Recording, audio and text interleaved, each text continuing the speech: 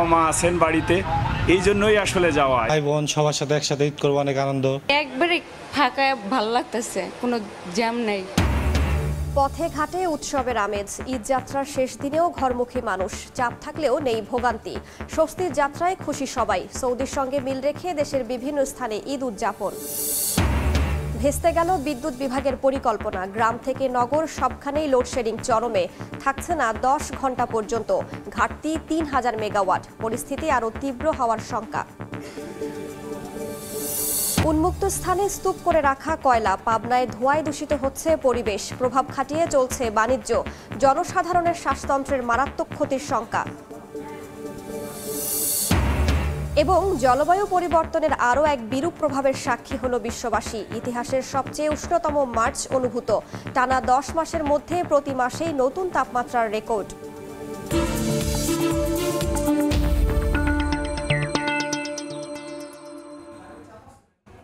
দেখছিলেন শিরোনাম। আমন্ত্রণ জানাচ্ছি দেশ ও দেশের বাইরের অর্থ বাণিজ্যের নানা খবর নিয়ে আমাদের নিয়মিত আয়োজন এ সময়ের বাণিজ্যে।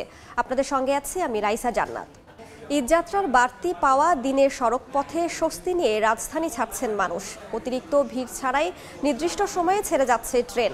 সকালে ট্রেনে যাত্রীচাপ থাকলেও বেলা বাড়ার সঙ্গে সঙ্গে তা কমতে থাকে। ছিল না ট্রেন ধরার ব্যস্ততার সেই চিরচেনা দৃশ্য। রেল কর্তৃপক্ষ জানান 30 রোজা পূর্ণ হওয়ায় 9 তারিখে আবারও অনলাইনে টিকিট ছাড়া হয়। এদিকে সকাল থেকে অনেকটা যাত্রীশূন্য বাস টার্মিনালগুলো। চালক হেলপারদের সময় কাটছে যাত্রীর অপেক্ষায়। অল্প কিছু মানুষ বাড়ির পানে ছুটছেন। যানজট না থাকায় তাদের চোখে মুখে তৃপ্তির ঝলক।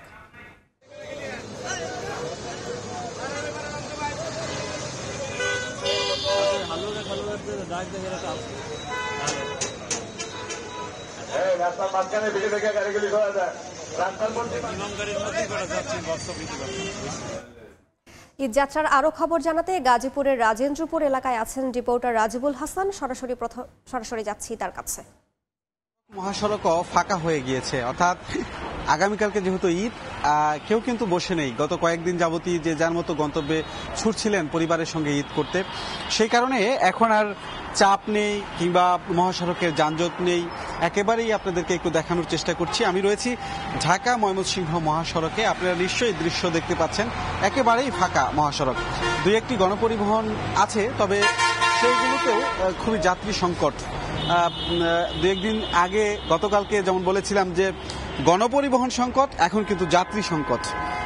অর্থাৎ দু একটি গাড়ি যাওয়া আছে, দাঁড়িয়ে থেকে অনেকক্ষণ যাত্রী বলে বলে ট্রেনে তারপর নিয়ে যাচ্ছে, এরকম দৃশ্যই কিন্তু দেখতে পাচ্ছি।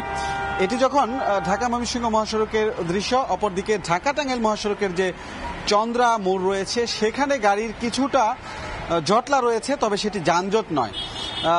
চন্দ্রা একটি মোড়, ঢাকা থেকে যেসব যানবাহন ছেড়ে আসছে সেই ফ্লাইওভারের নিচে কিছুটা জটলা আছে, তবে সেটি অল্প সময়ের মধ্যেই আবার ছেড়েও যাচ্ছে। তো এইভাবেই মূলত শেষ সময়ে মানুষ বাড়ি ফিরছে। এখন যেটি বলার সেটি হচ্ছে গাজীপুরের যে চান্দনা চৌরাস্তা, সেখানে কিন্তু একটি জায়গায় আমরা দেখেছি, আর বাকি যে ফ্লাইওভারের দুই অংশ সেখানে কিন্তু পুলিশি তৎপরতা কিছুটা কম রয়েছে। সেটি আসলে শেষ পর্যন্ত থাকা প্রয়োজন বলে সাধারণ মানুষ মনে করছেন। তাহলে কিন্তু যে গাড়িগুলোই আসছে সেটিও অনেকটা শৃঙ্খলভাবেই সামনে এগিয়ে যাবে। নিশ্চয়ই আপনারা দেখতে পাচ্ছেন, একেবারে ঢাকা ময়মনসিংহ মহাসড়কের যে রাজেন্দ্রপুর এলাকা থেকে আপনাদের দেখাচ্ছি, দুইটি মহাসড়কের দুই লেনই একেবারে ফাঁকা। কিছু কিছু গাড়ি গণপরিবহন রয়েছে, প্রাইভেট কার রয়েছে, যেগুলো এখনো গন্তব্যস্থলে ছুটছে মানুষজন। মোটামুটি বলা চলে যে ঢাকা টাঙ্গাইল এবং ঢাকা ময়মনসিংহ দুটো মহাসড়কই এখন ফাঁকা রয়েছে। মানুষ খুব নির্বিঘ্নে এখন যারা বেরিয়েছে তারা গন্তব্যস্থলে যাওয়ার চেষ্টা করছে। যাত্রীদের সঙ্গে আমরা কথা বলেছি, যারা চালক ড্রাইভার তাদের সঙ্গেও আমরা কথা বলেছি, যেটি বিমানবন্দর থেকে কিংবা ঢাকা থেকে গাজীপুর পর্যন্ত আসতে এই মুহূর্তে কিন্তু সময় লাগছে 22 থেকে 25 মিনিট মাত্র। অর্থাৎ কোথাও কোনো ধরনের বাধা নেই কিংবা যানজট নেই।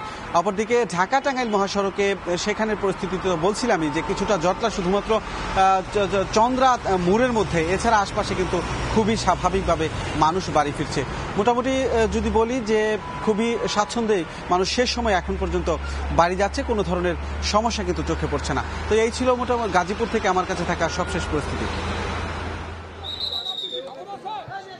দর্শক সকাল থেকেই কিন্তু সদরঘাট কিন্তু যেহেতু ঈদ আগামীকাল সেই কারণে একদম জনাকীর্ণ হয়ে আছে এবং সকাল থেকে এখন পর্যন্ত আমরা যতটুকু জানতে পেরেছি 20 থেকে 30টি লঞ্চ কিন্তু ছেড়ে গেছে অলরেডি এবং আমরা দেখতে পাচ্ছি যে এখানে যথেষ্ট ভিড় এবং প্রতিটি লঞ্চ আসলে বেশ একদম কানায় কানায় পূর্ণ। যদিও বারবার ঘোষণা করা হচ্ছে যে যেই কেবিনগুলো রয়েছে বা ভিআইপি কেবিনগুলো রয়েছে সেগুলোতে যথেষ্ট পরিমাণ যাত্রী এখনও তারা পাননি, কিন্তু যাত্রী না থাকলেও তারা যেন সঠিক সময়ে আসলে প্রতিটি লঞ্চ কিন্তু ছেড়ে যাচ্ছে এবং বারবার এখানকার কর্তৃপক্ষ যারা রয়েছেন তারা কিন্তু সেই ঘোষণা দিচ্ছেন যে আসলে যত যাই হোক এবং অতিরিক্ত যাত্রী যেন পরিবহন করা না হয় সেটার ব্যাপারে কিন্তু বারবার সতর্কবার্তা এখানে দেওয়া হচ্ছে এবং যে কোনো সময় আসলে দেখা যাচ্ছে যে মানুষের যে ভিড়, মানুষের যে ঈদে বাড়ি যাবার যে আনন্দ সেটা কিন্তু সব সময় একদম শিখরে। যেহেতু আগামীকাল ঈদ একদম পুরো ঘোষণা হয়ে গেছে, আজকে 30তম রোজা শেষ হয়ে যাবে, সেই জন্য মানুষের মধ্যে যে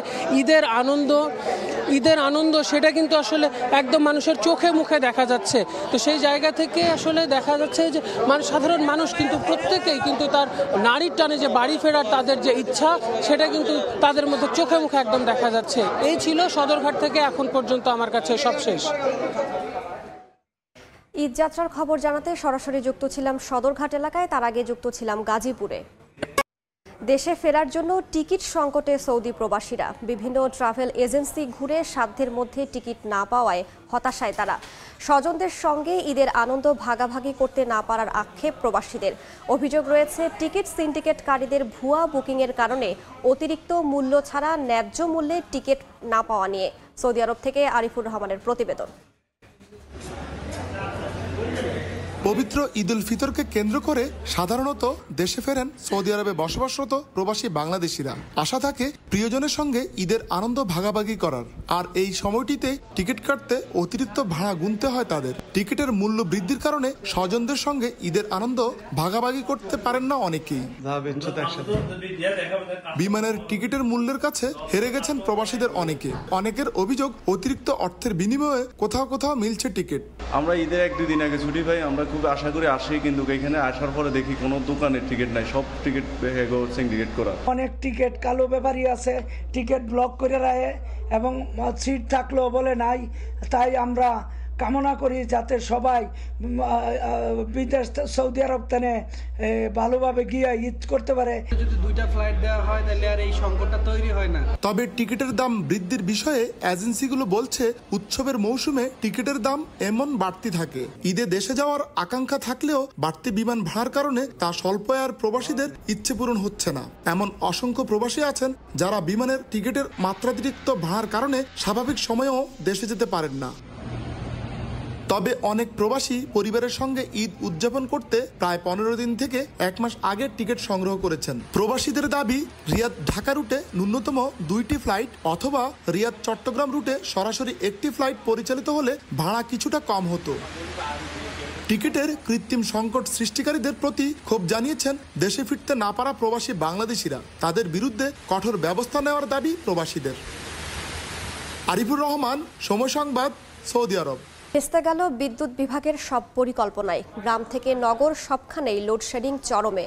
গরমে সর্বোচ্চ চাহিদা দাঁড়াতে পারে প্রায় 18,000 মেগাওয়াট। এমন পূর্বাভাস থাকলেও 15,000 মেগাওয়াট চাহিদা মেটাতেই হিমশিম অবস্থা। বিশেষজ্ঞরা মনে করেন সামনের দিনগুলোতে আরও তীব্র হতে পারে পরিস্থিতি। ফারুক ভূঁইয়া রবিনের রিপোর্ট। রৌদ্রের প্রখরতা, গরমে নাগরিক ক্লান্তির সঙ্গে যুক্ত হয়েছে বিদ্যুতের লুকোচুরি। রাজধানীর বিভিন্ন এলাকায় খোঁজ নিয়ে দেখা গেল দিনে কয়েকবার লোডশেডিং সইতে হচ্ছে নগরবাসীকে। তবে শহরের পরিস্থিতি যাই হোক, গ্রামের চিত্র আরও নাজুক। ঘন্টার পর ঘন্টা বিদ্যুৎহীন থাকতে হচ্ছে অনেক এলাকার মানুষকে। আমাদের ভোগান্তির শেষ নাই। আমরা বিদ্যুতের জন্য কষ্ট পাইতেছি, পানির জন্য কষ্ট পাইতেছি। এক তো হচ্ছে রোজার ভিতরে প্রচণ্ড গরম, তার ভিতরে যদি কারেন্ট চলে যায় তখন তো অনেক অসহনীয় অবস্থা হয়। কারেন্ট না থাকলে অনেক সমস্যা হয়, চলাফেরা করতে বা দোকানদারি করতে, বিভিন্ন বাসা বাড়ির ছেলে মেয়েদের অবস্থা, পড়ালেখা করতে অনেক সমস্যা হয়ে যায়। চলতি মৌসুমে বিদ্যুতের সর্বোচ্চ চাহিদা প্রাক্কলন করা হয়েছে প্রায় 18,000 মেগাওয়াট, কিন্তু এখন পর্যন্ত চাহিদা 15,000 মেগাওয়াটের ঘরে উঠতেই ঘাটতি ছাড়িয়েছে 2,000 মেগাওয়াট। এবারের গ্রীষ্মে বিদ্যুৎ বিভাগের বড় নির্ভরতার জায়গায় রাখা হয়েছিল গ্যাস ও কয়লাভিত্তিক কেন্দ্রগুলোকে। কিন্তু বিদ্যুৎ উৎপাদনে দৈনিক ন্যূনতম 154 কোটি ঘনফুট গ্যাসের চাহিদা থাকলেও মিলছে মাত্র এর 2/3। আবার কয়লাভিত্তিক বিদ্যুৎ কেন্দ্রের উৎপাদন 4000 মেগাওয়াটের বেশি রাখার লক্ষ্য থাকলেও এখনও আটকে আছে 3500 মেগাওয়াটের নিচে। বিদ্যুৎ বিভাগের তথ্য মতে জ্বালানি সংকটে ধুঁকছে 60টির বেশি বিদ্যুৎ কেন্দ্র, আর কারিগরি ত্রুটি ও রক্ষণাবেক্ষণের কারণে বন্ধ 30টির বেশি কেন্দ্র, যার ফলে সক্ষমতা থাকার পরও উৎপাদন করা যাচ্ছে না 8500 মেগাওয়াট বিদ্যুৎ। বিশেষজ্ঞরা মনে করেন আমদানি নির্ভর পরিকল্পনার দীর্ঘমেয়াদী প্রভাবেই প্রকট হচ্ছে লোডশেডিং। শঙ্কা রয়েছে সংকট আরও তীব্র হওয়ার। আজকে যে অবস্থায় এসছে সেটা তো একদিনে আসেনি। নানা ধরনের ভুল, বিভ্রান্তি, অপরিকল্পনা, অদূরদর্শিতা। এখন আমদানি করার কোনো ডলার নেই। যে সংকটটা আমাদের দৃশ্যমান দেখতেছে সেটা তো আরও প্রকট হবেই। পাওয়ার ডেভেলপমেন্ট বোর্ড 17,500 মেগাওয়াটের কথা বলছে, কিন্তু আমরা দেখতে পাচ্ছি 12,000 মেগাওয়াটের উপরে তাহলে যেতে পারছে না। তো এই যে বিরাট যে একটা গ্যাপ, হ্যাঁ, এই গ্যাপটা তো সহজেই তারা কভার করতে পারবে না। ডলারের যে সংকট, এই অবস্থায় আমরা একেবারে নিরবিচ্ছিন্ন বিদ্যুৎ দিতে পারবো না। তবে বিদ্যুৎ বিভাগ সূত্র জানাচ্ছে দিন কয়েকের মধ্যে রক্ষণাবেক্ষণ শেষে সামিটের ভাসমান এলএনজি টার্মিনাল আবারও সচল হলে বাড়বে গ্যাস সরবরাহ, আর তাতে স্বস্তি মিলবে বিদ্যুতেও। বিদ্যুৎ পরিস্থিতি সহনীয় রাখার যে আশ্বাস দেওয়া হয়েছিল তা রাখতে পারেনি বিদ্যুৎ বিভাগ, বরং শঙ্কা যা ছিল তাই রূপ নিয়েছে বাস্তবে। গরম বাড়ার সঙ্গে সঙ্গে পাল্লা দিয়ে বেড়েছে লোডশেডিং, আর তাই সামনের দিনগুলোতে কি দাঁড়ায় পরিস্থিতি, উদ্বেগ, শঙ্কা জাগানিয়া সে প্রশ্ন আরও তীব্র হচ্ছে। ফারুক ভিয়া, রবিন, সময় সংবাদ, ঢাকা। চলতি বছরের মার্চে মূল্যস্ফীতির হার বেড়ে 9.81% দাঁড়িয়েছে বলে জানিয়েছে বাংলাদেশ পরিসংখ্যান ব্যুরো BBS। গত ফেব্রুয়ারিতে মূল্যস্ফীতির হার ছিল 9.67%। এছাড়া খাদ্য মূল্যস্ফীতি বেড়ে হয়েছে 9.87%, আর খাদ্য বহির্ভূত মূল্যস্ফীতি বেড়ে দাঁড়িয়েছে 9.64%, যেখানে ফেব্রুয়ারিতে খাদ্য ও খাদ্য বহির্ভূত মূল্যস্ফীতি ছিল যথাক্রমে 9.44% ও 9.33%। মার্চে গ্রামের তুলনায় শহরের মূল্যস্ফীতির চাপ বেশি ছিল। গত মাসে গ্রামাঞ্চলে সার্বিক মূল্যস্ফীতি ছিল 9.68%, আর শহরাঞ্চলে সার্বিক মূল্যস্ফীতি ছিল 9.94%। ঈদের ছুটিতে বন্দরসহ সব কেপিআইয়ের নিরাপত্তা নিশ্চিতে চট্টগ্রামে কোস্ট গার্ডের টহল চলছে। এই মুহূর্তে চট্টগ্রাম বন্দর এলাকায় আছেন রিপোর্টার কমল দে, সরাসরি যাচ্ছি তার কাছে। পবিত্র ঈদ উল ফিতর এবং নববর্ষকে সামনে রেখে টানা ছুটিতে যাচ্ছে বাংলাদেশ।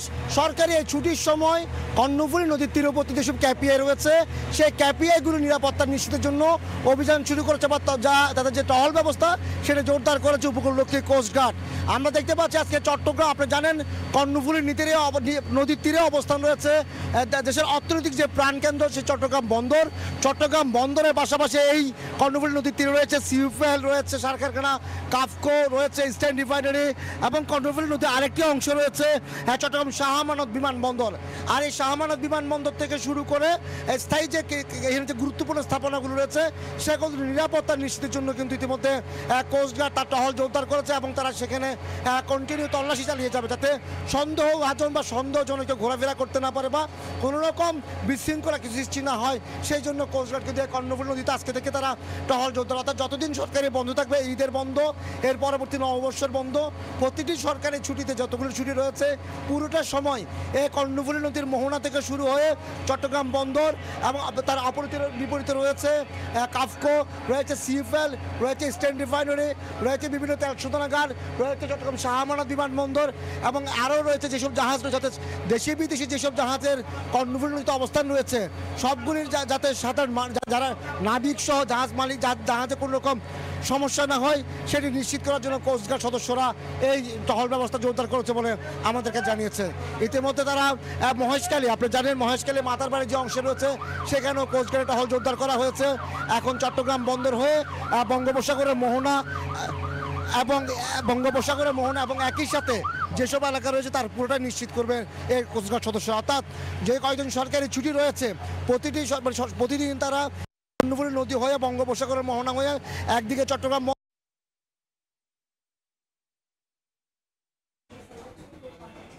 ঈদুল ফিতর ও পহেলা বৈশাখ উপলক্ষে টানা 4 দিনের ছুটিতে বেনাপোল বন্দর দিয়ে ভারত ভ্রমণে বেড়েছে পাসপোর্টধারী যাত্রীদের চাপ। বিস্তারিত জানাতে সেখান থেকে সরাসরি যুক্ত হচ্ছেন রিপোর্টার আজিজুল হক, যাচ্ছি তার কাছে। ঈদুল ফিতর এবং পয়লা বৈশাখ উপলক্ষে এবার সরকার 10 এপ্রিল থেকে 14 এপ্রিল টানা কিন্তু 5 ছুটি ঘোষণা করেছে। আর এই ছুটি ঘোষণার কারণে আজ থেকে প্রতিষ্ঠানগুলো কিন্তু ছুটির কবলে পড়েছে। আর এই লম্বা ছুটিতে এসে আমরা যে সমস্ত পাসপোর্ট যাত্রী যা আছেন তাদের অনেকেই কিন্তু তাদের জরুরি কাজ অর্থাৎ চিকিৎসা, ব্যবসা, ভ্রমণ এবং স্বজনদের সাথে দেখা কিন্তু করতে অনেকে কিন্তু বেনাপোল বন্দর দিয়ে কিন্তু ভারতে যাচ্ছেন। এছাড়া কিন্তু যারা ভারতে রয়েছেন তারা ভারত থেকে কিন্তু অনেকে আমরা দেখতে পেয়েছি কিন্তু বেনাপোল বন্দর ব্যবহার করে কিন্তু তারা বাংলাদেশে আসছেন। আর বর্তমানে কিন্তু বেনাপোল ইমিগ্রেশনের কার্যক্রম শুরু হয়েছেন, তারা ভারত থেকে কিন্তু অনেকে আমরা দেখতে পেয়েছি কিন্তু বেনাপোল বন্দর ব্যবহার করে কিন্তু তারা বাংলাদেশে আসছেন। বর্তমানে কিন্তু বেনাপোল ইমিগ্রেশনের কার্যক্রম শুরু হয় সকাল 6:30টায় এবং পদ্মা সেতু হওয়ার কারণে কিন্তু পাসপোর্ট যাত্রীর যে যোগাযোগ ব্যবস্থা সেটা কিন্তু অনেক সহজ হয়েছে। তবে এই বেনাপোল বন্দরে পৌঁছানোর পরে এখানকার যে অব্যবস্থাপনা অর্থাৎ বেনাপোল এবং ভারত অংশের নানান অব্যবস্থাপনার কারণে কিন্তু পাসপোর্ট যাত্রীদের নানান দুর্ভোগ পথ হয়। পাসপোর্ট যাত্রীরা আমাদেরকে বলছেন যে প্রতি বছর কিন্তু তাদের যে ভ্রমণ ট্যাক্সের পরিমাণ বাড়ছে, যাত্রীর সেবা নিশ্চিত সেটা কিন্তু আজও যে সেবা সেটা নিশ্চিত হয়নি, ফলে নানা দুর্ভোগের মধ্যে কিন্তু তাদের যাতায়াত করতে হচ্ছে। আমরা আজ ভোর 6টার সময় এসে দেখতে পেয়েছি বেনাপোল প্যাসেঞ্জার টার্মিনালের সামনে কিন্তু 3 থেকে 4 ঘন্টা যে সমস্ত পাসপোর্ট যাত্রী তারা কিন্তু এখানে অপেক্ষা করছেন। তবে বাংলাদেশ অংশে কিন্তু অনেকটা দ্রুততার সাথে কাজ হয়ে গেলেও কিন্তু ভারতের বেনাপোল ইমিগ্রেশনে সেখানে কিন্তু জনবল সংকটের কারণে কিন্তু দীর্ঘ লাইন পড়েছে। আপনি দেখতে পাচ্ছেন আমার পিছনে যে শূন্যরেখায় কিন্তু অনেকটা জেলখানার মতো কিন্তু পাসপোর্ট যাত্রীদের আটকা থাকতে হচ্ছে। পাসপোর্ট যাত্রীরা এই পথে যাতায়াতের ক্ষেত্রে যে সুযোগ সুবিধা বৃদ্ধির দাবি জানিয়েছেন। তো এই ছিল বেনাপোল স্থলবন্দর থেকে যে ঈদ উপলক্ষে ভারতে যে যাতায়াত বেড়েছে তার সর্বশেষ। দেখছেন এ সময়ের বাণিজ্য। ঈদের আগ মুহূর্তে নওগাঁয় অস্থির মাংসের বাজার। গরুর মাংস বিক্রি হচ্ছে 750 টাকায়। ব্রয়লারের দাম বেড়েছে কেজিতে 70 থেকে 80 টাকা পর্যন্ত। এই মুহূর্তে শহরের পৌর মধ্য বাজারে আছেন রিপোর্টার এমআর রকি, সরাসরি যাচ্ছি তার কাছে। ঈদের দিন খাবারের তালিকায় মাংস যুক্ত করার যে প্রচেষ্টা এটা আসলে সব শ্রেণী পেশার মানুষেরই থাকে। এর ফলে ঈদের আগে এই মাংসের বাজারে আসলে ক্রেতাদের উপস্থিতি কিন্তু আমরা বেশ লক্ষ্য করছিলাম। গত 2-3 দিনের ব্যবধানে আসলে মাংসের যে যোগান বা মাংস কেনার যে আগ্রহ তা কিন্তু ব্যাপক পরিসরে বেড়েছে এবং হঠাৎ করে গত 2-3 দিনের ব্যবধানে কিন্তু নওগাঁর পাইকারি এবং খুচরা বাজারে দেখছিলাম যে পাইকারি মোকামের যে ব্রয়লার মুরগিগুলো ছিল এই মুরগিগুলো 180 থেকে 200 টাকা বিক্রি হচ্ছিল। সেই মুরগি কিন্তু আজকে এখানে 230 থেকে 240 টাকা ব্রয়লার মুরগি। অন্যদিকে লেয়ার মুরগি যেটা লাল মুরগি এই মুরগিগুলো কিন্তু প্রকারভেদে 330 থেকে 340 টাকা, যেটা 30 থেকে 35 টাকা হঠাৎ করে বাড়তি দর এখানে গুনতে হচ্ছে। অন্যদিকে গরুর মাংসের একই অবস্থা কিন্তু 665 টাকা, যদিও সরকার একটা এখানে দর বেঁধে দিয়েছে কিন্তু মাংসের বাজারে আমরা যেটি লক্ষ্য করছিলাম যে 750 টাকার নিচে কিন্তু কোনো গরুর মাংস পাচ্ছে না। আসলে ক্রেতারা এরকম হঠাৎ করে বাড়তি একটা দরের কারণে তাদের দিকে আমরা লক্ষ্য করছিলাম অনেকটা অস্বস্তি প্রকাশ করছেন এবং ক্রেতাদের দিক থেকে আসলে বাজারের এরকম একটি খরচের খাত বাড়তি হওয়ার কারণেও তারা কিন্তু অনেকটা হাঁপিয়ে উঠছেন। তবে এখানকার যারা ব্যাপারী বা এখানে যারা কেনা বেচার সঙ্গে যুক্ত রয়েছেন তারা বলছেন হঠাৎ যে যোগান এই যোগানের চেয়ে ক্রেতার উপস্থিতি বেশি হওয়ার কারণে তারা কিন্তু বাড়তি দরে তারা কিন্তু এরকম পণ্যগুলো এই দেশি মুরগি, ব্রয়লার মুরগি সব ধরনের মুরগির দাম তারা বাড়িয়েছেন এমন কথা কিন্তু এখানকার বিক্রেতাদের দিক থেকে আসছে। তবে দাম বৃদ্ধি হওয়ার কারণে আসলে কিছুটা অস্বস্তি তো রয়েছে, সে সাথে কিন্তু এরকম লাফিয়ে দর বৃদ্ধি হওয়ার ফলে বাজারের যে যারা কিনতে আসছেন তারা কিছুটা আয় ব্যয়ের সমন্বয়হীনতায় ভুগছেন। সেই ছিল নওগাঁর এই বাজারের মাংস বেচা কেনার খবর আমার কাছে। কুমিল্লায় পবিত্র ঈদুল ফিতর উপলক্ষে অসহায় মানুষের মাঝে খাদ্য সামগ্রী বিতরণ করেছে বর্ডার গার্ড বাংলাদেশ বিজিবি। মঙ্গলবার কুমিল্লা সেক্টর এবং ব্যাটালিয়নের উদ্যোগে 14 গ্রামের বালুঝুরি বিওপি এলাকায় 400 দুস্থ ও অসহায় মানুষকে এই সহায়তা দেওয়া হয়। প্রধানমন্ত্রী ইফতার পার্টির পরিবর্তে দুস্থ ও অসহায় সাধারণ মানুষের পাশে দাঁড়ানোর নির্দেশ দিয়েছেন। এরই অংশ হিসেবে বিজিবির পক্ষ থেকে এসব ইফতার ও খাদ্য সামগ্রী বিতরণ করা হয়। দেখছেন এ সময়ের বাণিজ্য। কেএনএফ সন্ত্রাসীদের ধরতে পার্বত্য জেলা বান্দরবানে চলছে আইন শৃঙ্খলা রক্ষা বাহিনীর যৌথ অভিযান। আর এর প্রভাব পড়েছে জেলার পর্যটন খাতে। টানা ছুটিতেও নেই আশানুরূপ পর্যটকের সাড়া। দেশের অন্যতম পর্যটন নগরী খ্যাত পার্বত্য জেলা বান্দরবান প্রতি বছর ঈদের টানা ছুটিতে পাহাড়ের সৌন্দর্য দেখতে দেশের বিভিন্ন প্রান্ত থেকে ছুটে আসে হাজার হাজার পর্যটক। হোটেল মোটেল রিসোর্টগুলোতে থাকে আগাম বুকিং। তবে এবার টানা ছুটিতেও নেই আশানুরূপ সাড়া। কেএনএফ সন্ত্রাসীদের ধরতে পার্বত্য জেলা বান্দরবানে চলছে আইনশৃঙ্খলা রক্ষা বাহিনীর যৌথ অভিযান, আর এর প্রভাব পড়েছে জেলার পর্যটন খাতে। বুকিং খরায় হোটেল মোটেল রিসোর্টগুলো। কিছু কিছু আগাম বুকিং থাকলেও আতঙ্কে তা বাতিল করছে পর্যটকরা। 2 তারিখের ঝামেলার পর থেকে অগ্রিম বুকিং তো বন্ধ, যে বুকিংগুলো ছিল সেগুলো ক্যান্সেল করা হচ্ছে। এখন সরকারের কাছে দাবি জানাচ্ছি বান্দরবান মাইক্রোবাস শ্রমিক ইউনিয়নের পক্ষ থেকে আমরা যেন ট্যুরিস্টদেরকে সেবা দিতে পারি, আমরা স্বাবলম্বী হইতে পারি। তবে পাহাড়ের অস্থিতিশীল পরিবেশ শান্ত না হলে জেলার পর্যটন শিল্পের চাকা একেবারে অচল হয়ে যাবে ধারণা পর্যটন সংশ্লিষ্টদের। যদি এখানকার এই পরিস্থিতি দ্রুত সমাধান করা না হয় তাহলে এখানকার অর্থনীতির চাকা বন্ধ হয়ে যেতে পারে। জেলায় প্রত্যক্ষ ও পরোক্ষভাবে 20,000 বেশি মানুষ পর্যটন ব্যবসার সাথে জড়িত। এন.এ. জাকির, সময় সংবাদ, বান্দরবান। এ পর্যায়ে শীর্ষ সংবাদগুলো জানিয়ে দিচ্ছে আরো একবার। বাবা মা আছেন বাড়িতে, এই জন্যই আসলে যাওয়া। ভাই বোন সবার সাথে একসাথে ঈদ করবো, অনেক আনন্দ। একবারে ফাঁকা, ভালো লাগতেছে, কোনো জ্যাম নাই। পথে ঘাটে উৎসবের আমেজ। ঈদ যাত্রার শেষ দিনেও ঘরমুখী মানুষ, চাপ থাকলেও নেই ভোগান্তি। স্বস্তির যাত্রায় খুশি সবাই। সৌদির সঙ্গে মিল রেখে দেশের বিভিন্ন স্থানে ঈদ উদযাপন।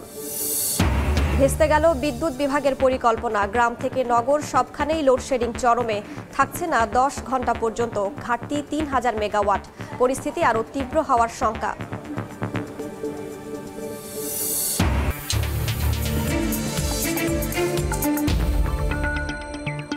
এই ছিল এ সময়ের বাণিজ্যে। এরপর সময় সংবাদ, সঙ্গে থাকবেন সহকর্মী কামরুজ্জামান মামুন। রাইস, আপনাকে ধন্যবাদ। সময় সংবাদ নিয়ে ফিরছি কিছুক্ষণ পর, সঙ্গে থাকুন সময়ে।